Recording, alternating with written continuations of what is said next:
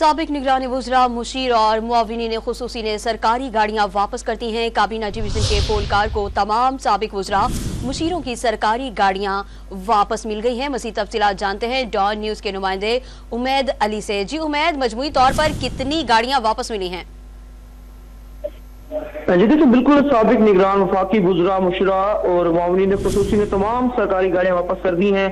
जो cabinet division का CPC है, सरकारी गाड़ियां उनमें तमाम वापस आ चुकी हैं। कैबिनेट डिवीजन के पोलकार के जो जराए हैं उन्होंने हमें तस्दीक की है कि 26 रुकनी निगरान वफाकी काबीना थी जो 4 मार्च को सबदोश हुई थी, जबकि कैबिनेट डिवीजन के तमाम वफाकी वज़रा मुशीरों ने 5 मार्च तक उन्हें तमाम सरकारी गाड़ियां वापस करने का मरासा लिखा गया था। लगभग 15 सरकारी गाड़ियां थी जो 5 मार्च को ही वापस जो अपनी मुकर्रर तारीख थी उस पर आ गई थी।